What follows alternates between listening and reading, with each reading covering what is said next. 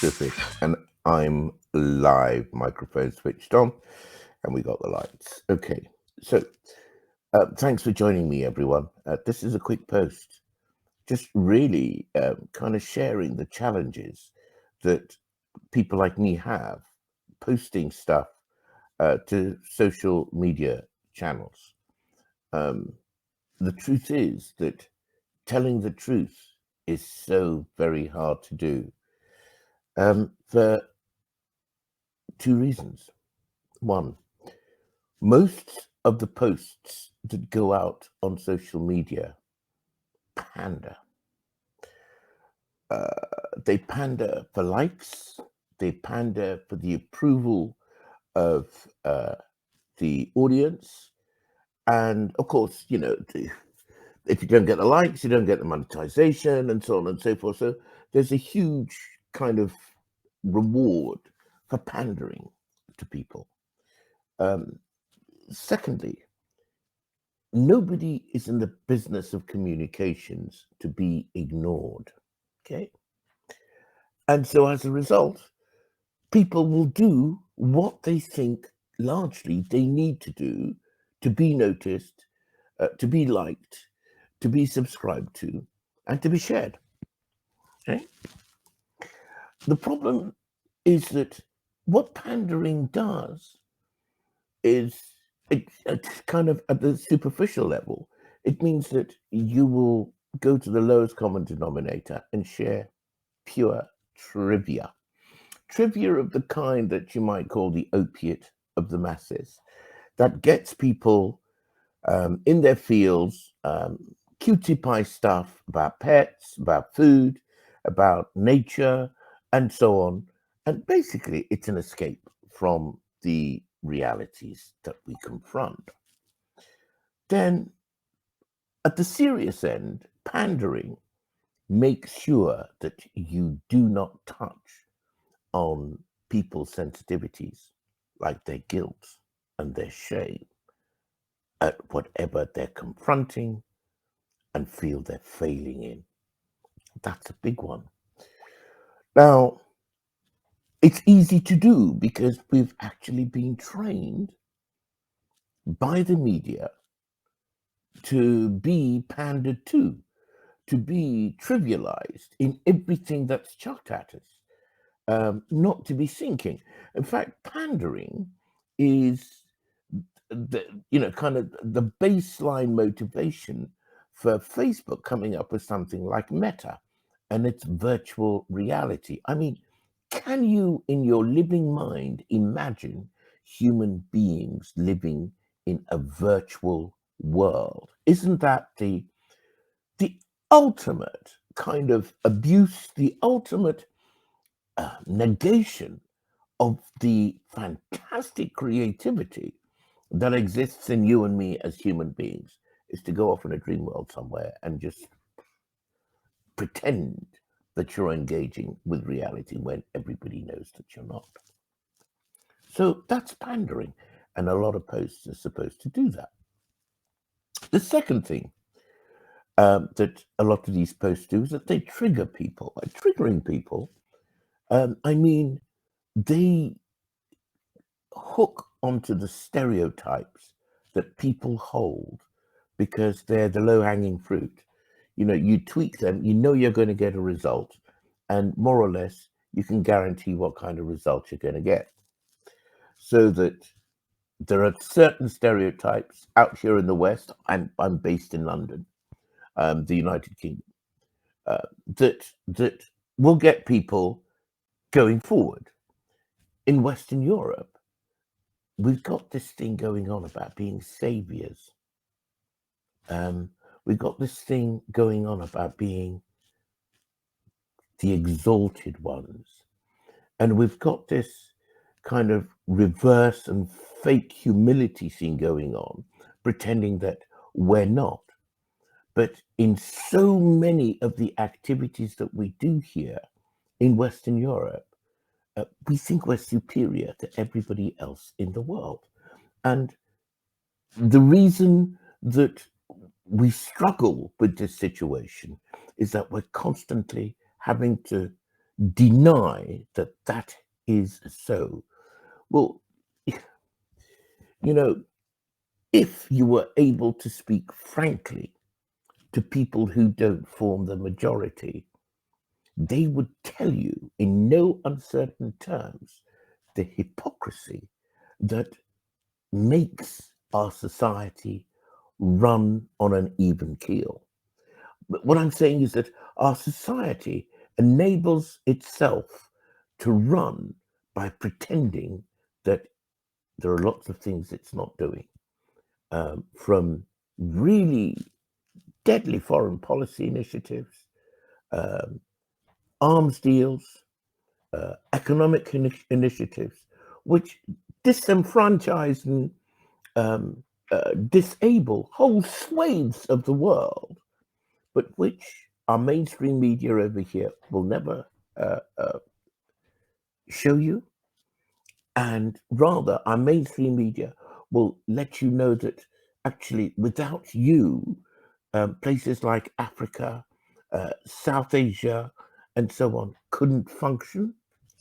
It's a tissue of lies, a whole tissue of lies.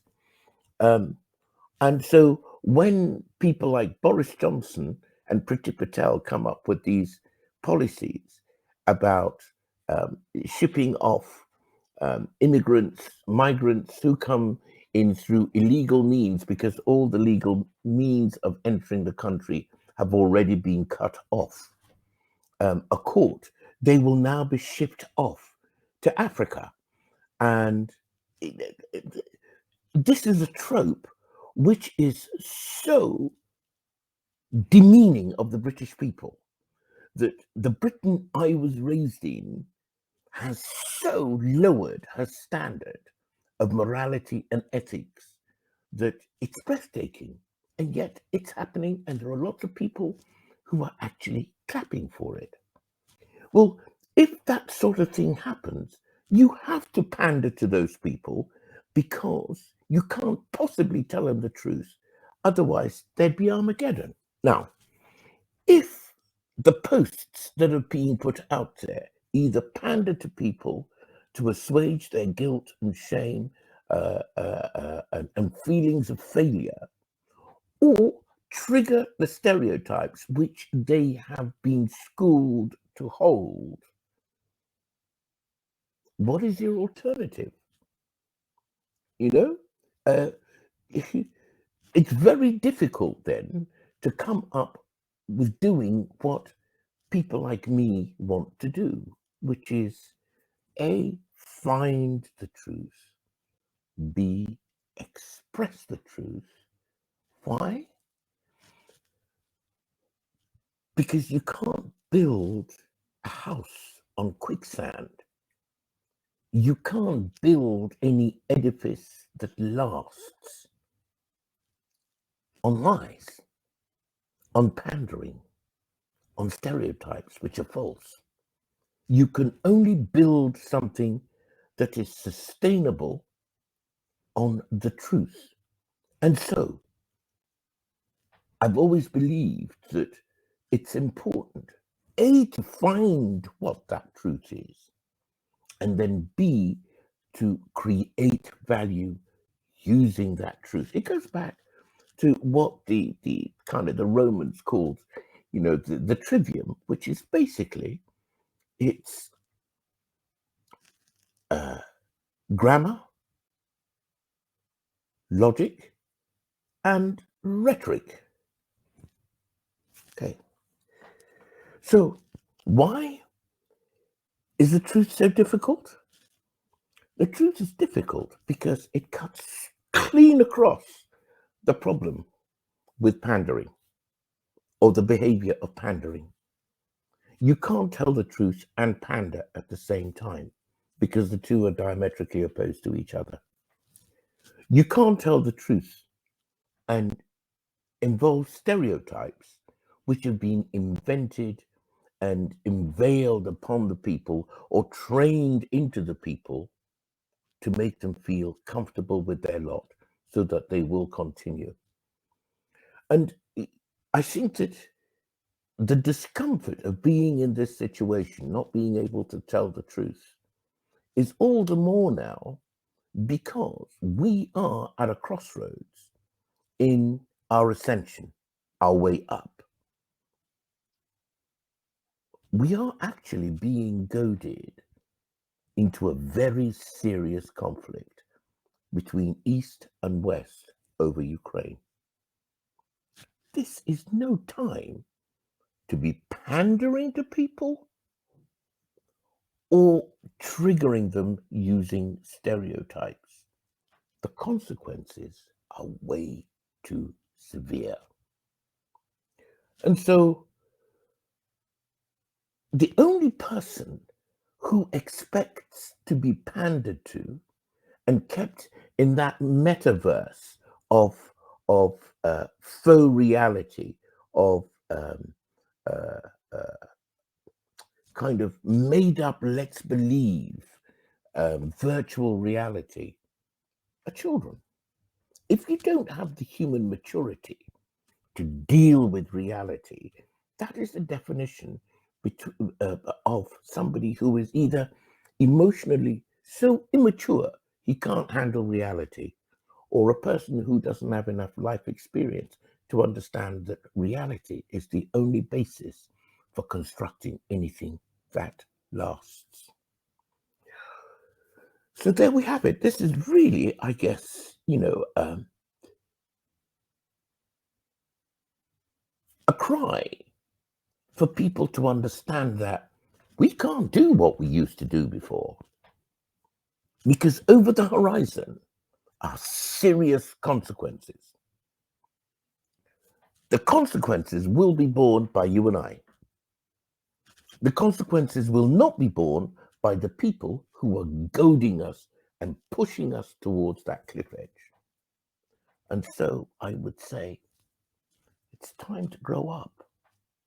We need to face the truth. Now, the last thing I think I ought to mention is that, there's an Akan saying. Akan is a West African language. What it says is that Orubu no yehu. What that means is that, oh my God, it's coming, oh my God, it's coming, is the scariest part of the attack. When the attack actually finally comes, you invariably find a way to deal with it. And so the idea that somebody is going to tell you a few truths about what is happening in our world should not frighten anybody. It sounds far worse than it actually is. In fact, what happens the moment you say, let's face this truth, what you will find is that it feels like somebody is lifting 20 tons off your shoulders, as indeed, I must say, I'm beginning to feel now, because I have crossed that Rubicon of pandering to you and other people who may well completely ignore this video and go off and do something else which they find suits their interests more or fits the stereotypes they prefer to hold, but which may well have absolutely zip to do with reality. Thank you very much. And that is why it is so hard for people like me who want to tell you the truth. But I shall endeavor to do so more and more every day from now. Thank you very much for listening. If you watch this on Rumble, please like it, comment if you can, and subscribe, because it helps other people see what I'm trying to say over here. Have a great evening and happy Easter.